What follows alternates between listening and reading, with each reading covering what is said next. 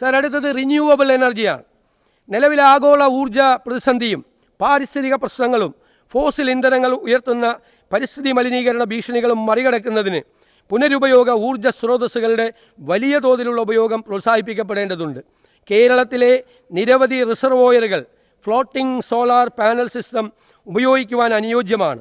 Pumped hydro energy storage കേരളത്തിൻ്റെ ഭാവി ഊർജ്ജ രംഗത്തിന് പ്രതീക്ഷ നൽകുന്ന സാങ്കേതിക വിദ്യയാണ്. പുനരുപയോഗ ഊർജ്ജ സ്രോതസ്സുകൾക്കൊപ്പം അവയെ green ammonia, green methanol, green hydrogen എന്നിവയാക്കി മാറ്റുന്നതിലൂടെ ഒരു ഗ്രീൻ ഹൈഡ്രജൻ ഹബ്ബായി കേരളത്തെ മാറ്റുവാൻ കഴിയും. ഇതിനു പുറമെ പീക്ക് ഡിമാൻഡ് നേരിടാൻ വൻകിട ബാറ്ററി സ്റ്റോറേജ് സംവിധാനം സ്ഥാപിക്കും. Community based battery energy storage സംവിധാനം എല്ലാ പഞ്ചായത്തുകളിലും നടപ്പിലാക്കുന്നതിനുള്ള നടപടി സ്വീകരിക്കും.